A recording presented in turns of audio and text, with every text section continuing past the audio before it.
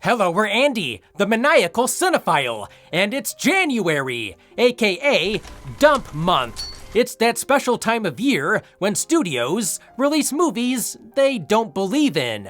Today, we're reviewing the latest horror product produced by James Wan and Jason Blum, titled Night Swim. We've never really had a haunted swimming pool movie. A haunted swimming pool movie? Yep, but hey, Jaws made people avoid the ocean. And Night Swim will make people avoid the theater.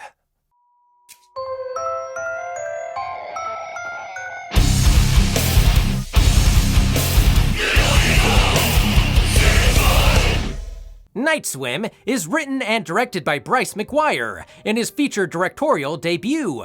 It is based on a 2014 short film by McGuire and Rod Blackhurst.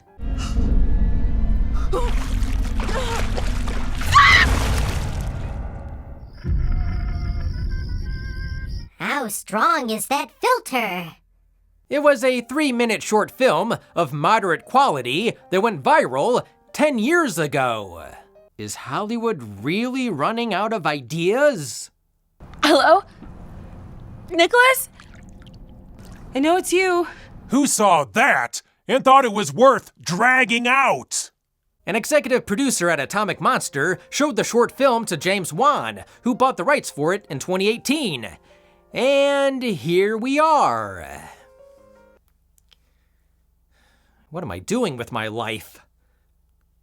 At least I'm not on crack. You mean I could be doing crack? Night Swim is the first film from Atomic Monster and Blumhouse after their merger last week. So, without further ado, let's dive in for a night swim.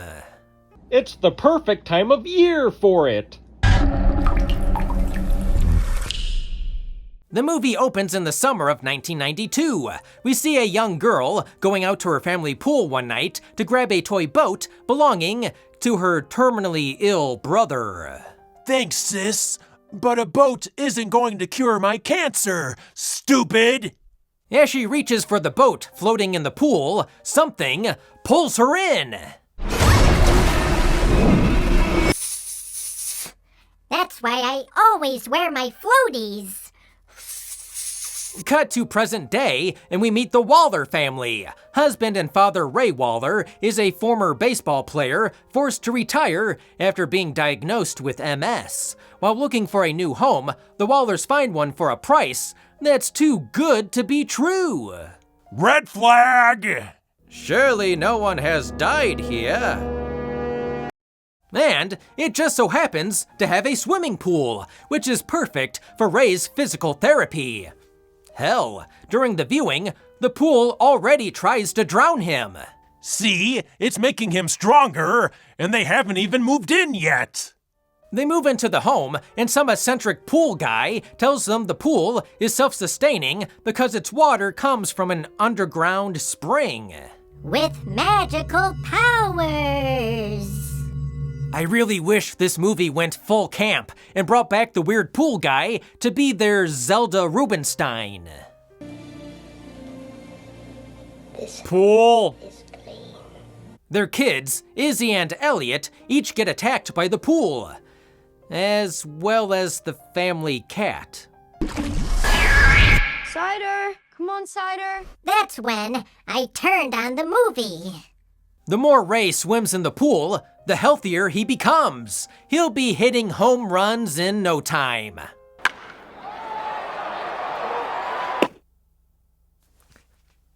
However, Eve notices her husband is starting to act a lot like Jack Torrance in The Shining. Evie! Give him the bat. He ain't gonna hurt ya. He's just gonna bash your brains in. With her children in danger, Eve must stop her husband, now possessed by the backyard pool.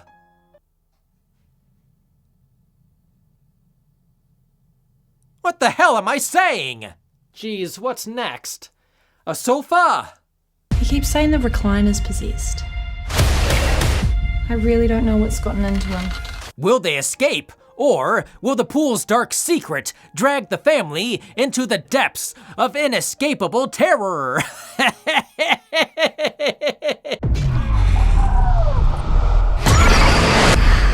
Having to clean a pool is scarier than this! Night Swim has a novel concept and milks every scare out of a swimming pool that they can. They got a lot more mileage out of the premise than I expected. Marco. Polo. Marco. Do you find Marco Polo scary? No? Damn it! However, the issue is the story and mythology. We end up with a bunch of haunted house cliches done better in The Shining or the Amityville Horror. For God's sakes, get out! And no running by the pool! McGuire expands the plot and drama by adding a mythology with a supernatural fairy tale undercurrent. The explanation for the pool's paranormal power overcomplicates things and isn't needed. You know what? Keep it simple, stupid. Someone died in the pool. They haunt it. The end. Instead, the scary swimming pool movie becomes about a wishing spring that gives you a wish for a sacrifice. But doesn't the kitty count? Little buddy, none of this counts.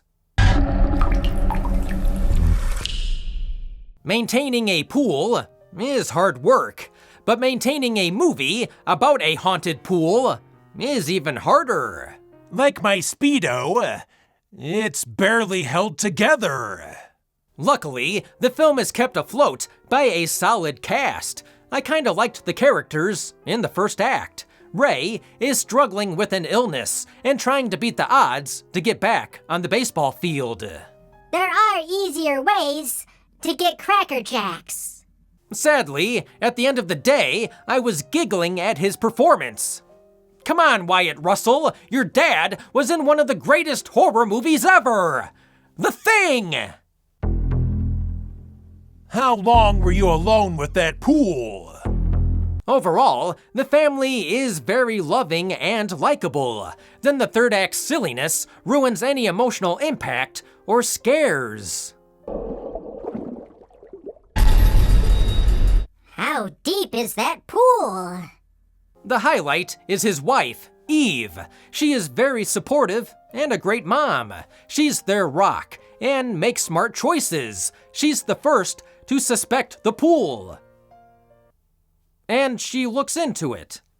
You know that scene in horror movies when the new homeowner has to do research on the home's haunted past? Well, little kids have a history of dying in the pool. There was even a photo with like 4 nuns circled. What was that about? Thanks for inviting all us nuns over to the pool. Oh! I smell prequel! The problem is the cast is in a horror movie about a backyard swimming pool that is played completely straight. I felt so bad for the actors delivering these lines. There's something wrong with that pool. The pH level is higher than 8! It's so cool in the deep water. The water chose him. How embarrassing. Night Swim could have been a spine-chilling horror flick that made you think twice before taking a dip at night. Instead, I was drowning. In boredom. Another thing holding the film back is the PG-13 rating. Don't expect any blood or much of a body count. But I wanted to see the pool drain suck their insides out of their asses! Night Swim is basically The Shining if the Overlook Hotel had a swimming pool. Sometimes, Stephen King runs out of ideas, and Bryce McGuire has essentially written a bad Stephen King story about a pool. This couple is attacked by A lamp monster. Ooh. The movie borrows a lot from other popular films and doesn't really have anything new or original to say. The movie itself is as deep as a kiddie pool. Night Swim won't be making any waves. I'm positive the underwater shots were a pain to shoot, but the cinematography is very slick and polished looking. The chilling score was composed by Mark Corvin, who also scored The Witch, The Lighthouse, and The Black Phone. McGuire wanted the music to sound like it was coming from the water, like some drowned choir rising out of the deep end. Andy, did he really drown a choir? No. Where the hell is the commitment? So, should you take the plunge and see Night Swim? No, it's the cinematic equivalent of a turd in the pool. There are a couple creepy sequences and some interesting visuals, like seeing an imposter of a loved one above the water.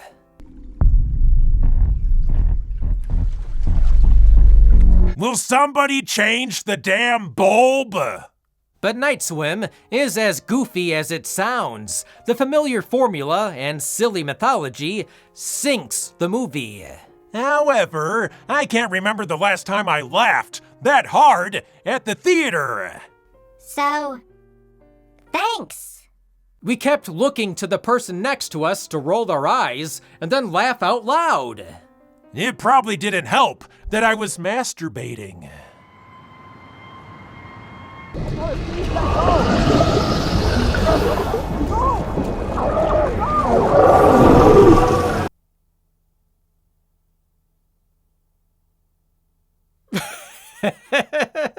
With a few tweaks, this easily could have been a horror comedy. Instead, we get a 90-minute feature that worked a lot better as a 3-minute short.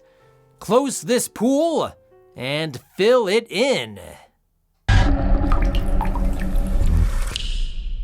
We've been Andy, the Maniacal Cinephile. Thanks for liking and subscribing. We'll see you next time.